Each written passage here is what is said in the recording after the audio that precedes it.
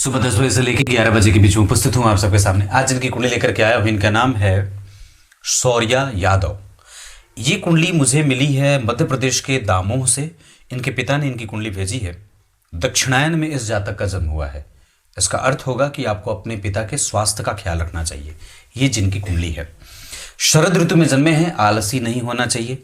शनिवार को जन्मे हैं, दुखी नहीं होना चाहिए।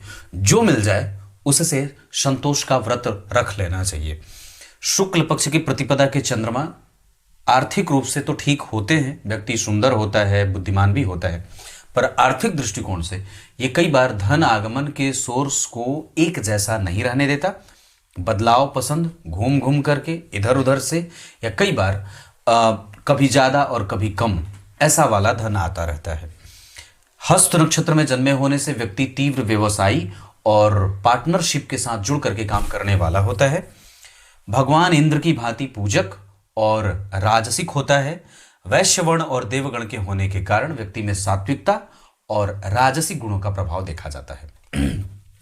इन्होंने सवाल धर्म पूछा है। नीच के मंगल हैं। इस भाव के अधिपति कन्या राशि में अमावस्या दोष में है।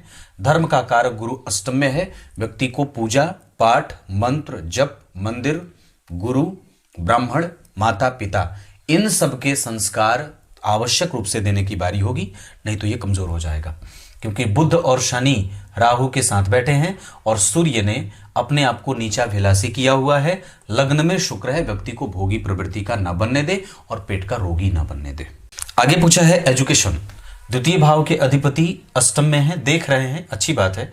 पंचम भाव के अधिपति भी अष्टम में है, ये बहुत अच्छी बात नहीं होगी। और पंचम भाव पे सूर्य और चंद्रमा के अमावस्या दोष का प्रभाव। सप्तम भाव के अधिपति का लग्न में बैठना, 12वें भाव के अधिपति का लग्न में बैठना, केंद्र के 3 घर खाली, चतुर्थ भाव भी खाली, पंचम भाव भी खाली, धन भाव भी खाली, नवम भाव भी नीच का। ये थोड़ा गड़बड़ जरूर है। वैसे आपको मैं इसकी और भी विस्तार से जानकारी बता दूं तो व्यक्ति शिक्षित अवश्य होगा और बुद्धिमान होगा, क्रिएटिव है। हो सकता है कि पढ़ाई में थोड़ा कम मन लगाए, पर आगे चल करके इसके गुण और सद्गुणों के बारे में आप लोग बहुत अच्छाई से जान सकेंगे और ये बहुत ज्यादा विलक्षण प्रतिभा का धनी भी हो जाएगा और उसी प्रतिभा के बल पर ये धन कमाएगा। जाओ बोल दिया। अगला सवाल इन्होंने पूछा है आयु। लग्न में शुक्र और राहु की दृष्टि अष्टम भाव पे, गुरु और इस भाव के अधिपति 12वें शनि के साथ, उच्च के शनि का। आयु ठीक है। चंद्रमा वैसे कन्या राशि में, द्विस्वाभाविक राशि में, लग्न वृश्चिक का बना है, जल तत्व की राशि है और ये एक तरीके से देखो तो इस भाव के अधिपति नीच के हैं, कर्क राशि में बैठे हैं जो कि जल तत्व की राशि है और वस्तुतः वो चर प्रकृति का है। तो चर और द्विस्वभाव में सामान्य आयु होती है। इस पे मैंने कार्यक्रम भी बनाया था। ये सामान्य प्रकृति की आयु देता है, बहुत ज्यादा ऊंची आयु नहीं होती, मध्यम आयु से भी ज्यादा ऊंची आयु, मध्यम आयु से ज्यादा अच्छी आयु होती है। माता पिता से संबंध ठीक रहेंगे। पंचम भाव जन्म कुंडली में उच्च का है। पिताजी से संबंध तो ठीक हैं, माता से संबंध कभी कभी कटुतापूर्ण रहेंगे। माता से संबंध बिल्कुल ही ज्यादा ध्यान रखने वाली बात होगी। अगर कोई भी बात बच्चे को कहना हो तो पिता कहे, माता थोड़ी शांत रहे, उसको वो लाड प्यार से ही ज्यादा रखें। बहुत ज्यादा उसके साथ मतभेद और बहुत ज्यादा अपनी जिद रखने की बारी नहीं होनी चाहिए।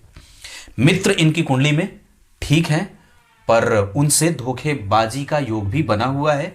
बहुत ज्यादा मित्रों पे भरोसा करने की कोई आवश्यकता नहीं है, क्योंकि कई बार आपके निर्णय गलत साबित हो सकते हैं। वैसे मित्र बनाना हो तो कर्क और मीन वालों से ज्यादा बढ़िया रहेगा। मेष, सिंह और धनु वालों से बचने की आवश्यकता होगी। जन्म स्थान पर ही रहेंगे या परदेश में, बाहर जाना इस कुंडली के लिए बहुत अच्छा होगा। बाहर निकलने के योग आपकी कुंडली में ज्यादा है। उच्च के शनि 12वें बुध के साथ, चतुर्थ भाव का अधिपति 12वें, लग्न में शुक्र सप्तम और 12वें के अधिपति होकर के विदेश जाने का योग ज्यादा लगा है। धन भाव के अधिपति जन्म कुंडली में अष्टम में है, बाहर जाने का योग यहां से भी दिख रहा है, प्रतिबिंबित हो रहा है। विवाह के बारे में, दाम्पत्य इनकी कुंडली में बहुत ज्यादा अच्छा होगा। व्यक्ति पत्नी का प्रेमी होगा। पत्नी थोड़ी कठोर बोलने वाली होंगी पर धनवान होंगी और दाम्पत्य टूटने का योग नहीं है। यह व्यक्ति मंगलिक नहीं है। चंद्र कुंडली से भी मंगलिक नहीं है, लग्न कुंडली से भी मंगलिक नहीं है। विवाह करने के लिए वृश्चिक और मीन और साथ ही साथ कर्क के साथ साथ कन्या राशि, ये जातिकाएं इनके लिए ठीक रहेंगी। घर परिवार ठीक है, उसका सुख है, पर उसमें मतभेद जाहिर है, थोड़ा बहुत रहेगा। बजरंगबली की पूजा, सुंदरकांड का पाठ आवश्यक रूप से जरूरी होगी। करियर को लेकर करियर इनकी कुंडली में ठीकदायक है, धन है, पर प्राइवेट सेक्टर से धन आते देख रहा हूं। एकादशवें भाव में सूर्य चंद्रमा का कोई मारक दोष नहीं लगता और न ही कोई अमावस्या दोष लगता है, और ये दशम में भी बैठते तो नहीं लगता, लग्न में भी बैठते हैं तो नहीं लगता है।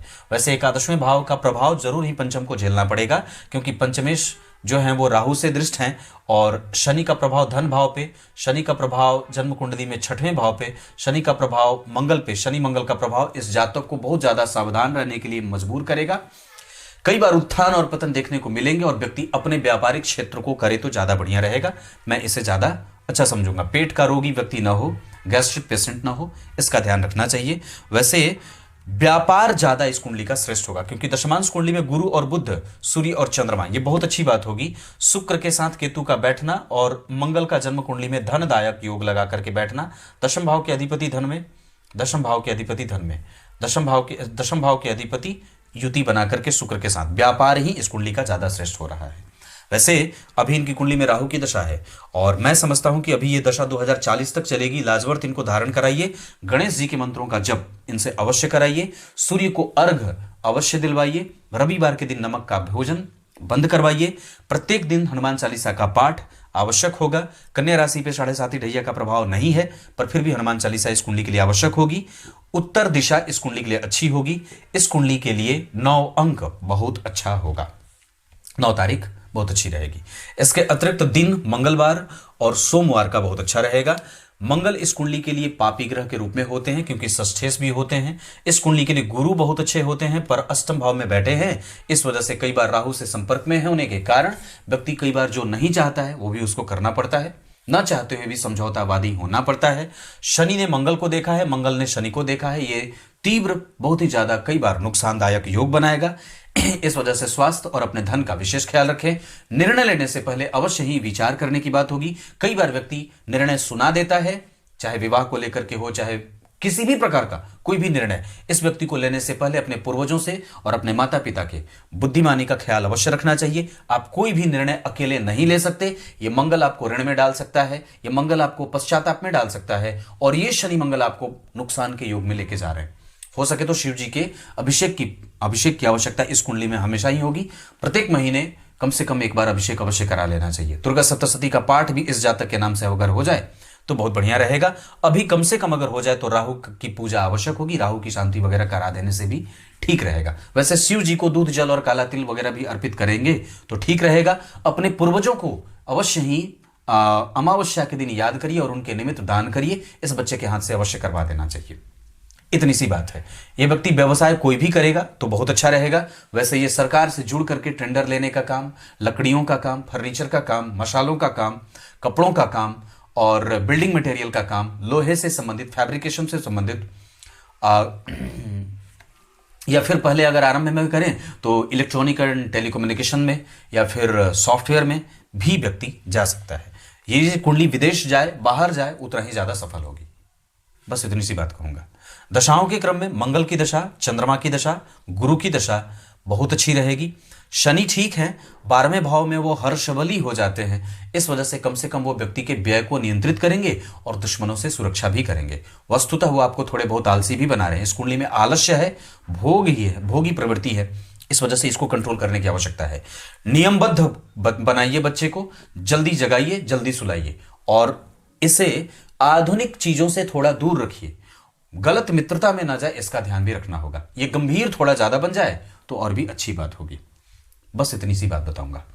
इसकी बहुत सारी चीजें आपके द्वारा दी गई संस्कार पे भी निर्भर करेंगी। लग्न में शुक्र वृश्चिक राशि का बैठा है। मसालेदार, तीता और खट्टा बिल्कुल ही वर्जित होगा इस कुंडली के लिए, क्योंकि लग्न के पीछे शनि और राहु बैठे हैं, जो व्यक्ति के व्यक्तित्व पे काम करने की बारी देते हैं और निश्चित रूप से उसके प्रत्येक दिन के अवलोकन की आवश्यकता है। माता और पिता उसके प्रत्येक गतिविधि पे तिरछी दृष्टि डाले। बच्चा कहां जा रहा है, किससे मिल रहा है, क्या देख रहा है और कौन सी चीज इस्तेमाल कर रहा है।